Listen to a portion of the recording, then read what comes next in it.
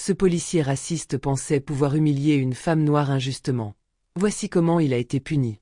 La circulation était fluide en ce début d'après-midi dans un quartier huppé de la ville. Les avenues bordées d'arbres majestueux, les façades élégantes des hôtels particuliers et le balai discret des voitures de luxe conféraient à l'endroit une tranquillité presque irréelle. Clarisse Beaufort, une femme noire élégante dans la quarantaine, conduisait sereinement sa berline noire, savourant le silence apaisant de l'habitacle. Ses mains, aux ongles soignés, effleuraient le volant avec assurance. Elle aimait ces instants furtifs de calme avant de replonger dans son emploi du temps chargé. En tant que juge en chef de la cour d'appel, elle avait passé la matinée à examiner des dossiers complexes et à préparer les audiences à venir. Son après-midi était tout aussi structuré. Une réunion avec d'autres magistrats l'attendait dans un tribunal du centre-ville. Elle anticipait déjà les discussions sur la réforme judiciaire en cours, la nécessité de renforcer certaines procédures, et l'éternel combat contre les lenteurs administratives. Alors qu'elle s'apprêtait à tourner à un feu tricolore, une sirène stridente brisa l'harmonie du moment. Dans son rétroviseur, elle aperçut un véhicule de police qui la suivait, gyrophares allumés. Avec un calme instinctif, elle activa son clignotant et se rangea sur le bas-côté. Elle n'avait commis aucune infraction et ne voyait aucune raison de s'inquiéter. Pourtant, une légère tension s'insinua dans sa poitrine. Elle connaissait trop bien ce type de situation. Elle respira profondément tandis qu'un policier descendait du véhicule. Son pas était assuré, presque condescendant. Lorsqu'il arriva à sa hauteur et toqua sèchement contre la vitre, elle eut immédiatement un mauvais pressentiment. Son regard croisa celui de l'agent Lefebvre, un homme blanc au visage anguleux et aux yeux d'un bleu glacial. Son expression oscillait entre l'arrogance et une suspicion à peine voilée. Clarisse baissa la vitre et lui adressa un regard calme. « Vos papiers, madame. » Son ton était sec, impersonnel, dénué de toute courtoisie. Sans un mot, elle ouvrit son portefeuille et lui tendit son permis de conduire ainsi que les papiers du véhicule. Lefebvre les prit sans même un signe de tête en retour et les examina rapidement. Mais au lieu de les lui rendre, il marqua une pause, haussa un sourcil et planta son regard dans le sien. « Ce véhicule est à vous » demanda-t-il d'un ton acerbe. Clarisse sentit une pointe d'exaspération monter en elle. « Oui, il est à moi. Vous avez vu les documents, tout est en règle. Y a-t-il un problème ?» Lefebvre ne répondit pas immédiatement. Son regard balaya l'intérieur luxueux de la voiture, s'attardant sur le tableau de bord en cuir, les finitions impeccables, les détails raffinés qui respiraient l'opulence. Il revint ensuite sur elle, le visage fermé. « D'où vient ce véhicule ? Vous êtes sûr qu'il vous appartient ?» Un froid s'installa dans l'air. Clarisse inspira lentament. Elle savait ce qui se jouait ici. Ce n'était pas un simple contrôle de routine. C'était un test, un interrogatoire insidieux motivé par un préjugé tenace. Une femme noire au volant d'une voiture de luxe était forcément suspecte. « Agent, si vous insinuez que j'ai volé ce véhicule, je vous conseille de bien réfléchir à ce que vous dites, » répondit-elle d'une voix posée, mais ferme. Lefebvre se raidit, comme piqué au vif par son ton maîtrisé.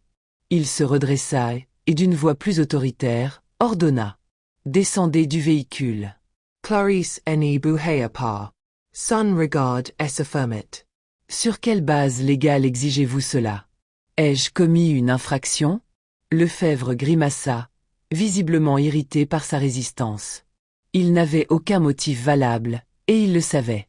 Mais l'idée d'être remis en question par une femme, qui plus est une femme noire, semblait attiser son orgueil mal placé. « Vous refusez d'obtempérer ?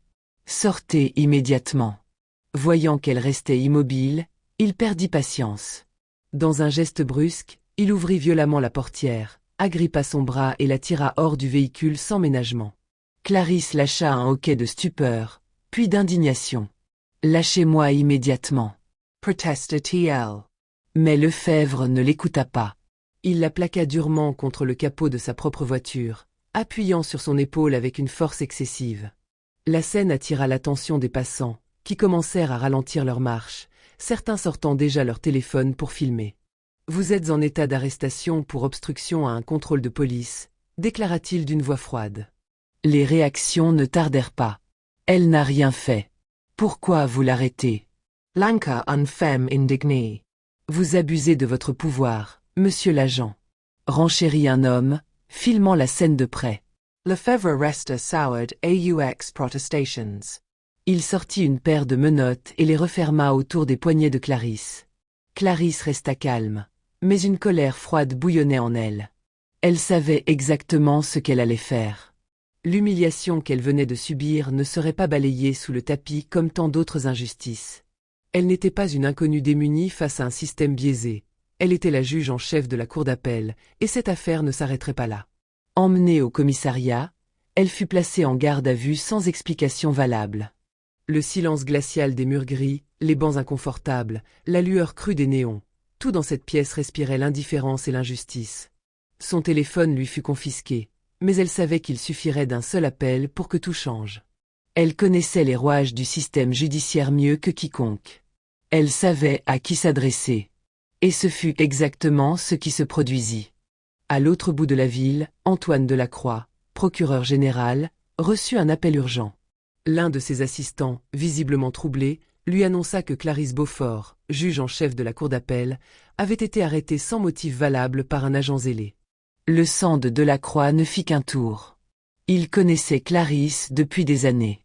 Il connaissait son intégrité, son professionnalisme, son engagement indéfectible pour la justice. Il savait aussi que si elle avait été arrêtée, ce n'était ni une erreur ni une coïncidence. C'était un abus de pouvoir flagrant. Sans perdre une seconde, il prit son téléphone et appela directement le commissaire de police. Son ton était glacial, impitoyable. « Libérez immédiatement Madame Beaufort. » Le commissaire, embarrassé, tenta maladroitement de gagner du temps, invoquant une procédure standard, un malentendu. Mais Delacroix n'avait ni le temps ni la patience pour ces faux-semblants. « Je ne vais pas me répéter, » coupa-t-il d'une voix tranchante. « Si dans 5 minutes elle n'est pas libre, je fais fermer votre commissariat pour violation des droits civiques. Et croyez-moi, je n'aurai aucun mal à mobiliser la presse et les instances judiciaires pour que cette affaire fasse du bruit. » Le silence qui suivit fut éloquent. Le commissaire savait qu'il n'avait pas le choix. 10 minutes plus tard, Clarisse fut libérée. Elle récupéra ses affaires avec une lenteur délibérée, fixant d'un regard perçant les officiers présents, les forçant à soutenir ses yeux. Ils évitaient son regard, mal à l'aise, conscients que cette journée marquerait un tournant. Lorsqu'elle franchit les portes du commissariat, une clameur monta. Une foule s'était massée devant le bâtiment. Journalistes, militants, citoyens indignés, tous étaient là. La vidéo de son arrestation avait fait le tour des réseaux sociaux en quelques heures, déclenchant une vague d'indignation massive. Clarisse avisa les caméras braquées sur elle, les micros tendus, les visages avides de déclarations.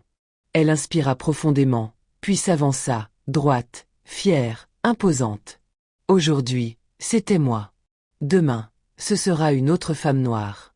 Une autre citoyenne. Une autre innocente. Combien de fois cela s'est-il déjà produit sans que justice ne soit rendue? Cette arrestation est le reflet d'un problème systémique que nous ne pouvons plus ignorer. Sa voix était calme, mais son regard brûlait d'une détermination farouche. Ce combat, je le mènerai jusqu'au bout. Pas seulement pour moi, mais pour toutes celles et ceux qui n'ont pas la voix ou le pouvoir de se défendre. Une vague d'applaudissements et de cris de soutien l'accueillit. Les caméras continuèrent de tourner, capturant ce moment qui, Clarisse le savait, marquerait un tournant. L'affaire ne faisait que commencer. Les conséquences furent immédiates. L'agent Lefebvre, persuadé d'avoir simplement fait son travail, se retrouva suspendu le jour même. Une enquête interne fut ouverte, révélant qu'il avait déjà été accusé de plusieurs comportements discriminatoires par le passé. Cette fois, cependant, les preuves étaient accablantes et l'opinion publique, indignée, exigeait des comptes. Clarisse, de son côté, ne s'arrêta pas là. Forte du soutien de nombreux citoyens et figures influentes, elle utilisa son influence pour lancer une action en justice contre Lefebvre. Accompagnée de juristes spécialisés dans les droits civiques, elle porta l'affaire devant les tribunaux, mettant en lumière les abus systémiques dont elle avait été victime. Parallèlement, elle milita activement pour une réforme des contrôles policiers abusifs. Grâce à sa persévérance et à la mobilisation massive qui suivit son arrestation, une nouvelle législation fut mise en place.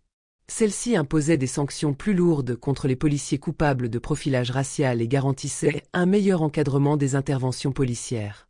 Quant à Lefebvre, il fut révoqué de la police après son procès et condamné pour abus de pouvoir.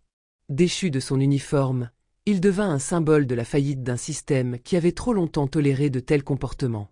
Lui qui pensait pouvoir humilier une femme noire sans conséquence se retrouva lui-même humilié et discrédité, incapable de retrouver un poste dans les forces de l'ordre. Clarisse, elle, sortit de cette épreuve plus forte que jamais. Son combat devint une cause nationale, et elle fut invitée à s'exprimer dans de nombreux médias et conférences sur la nécessité de réformer la justice et la police.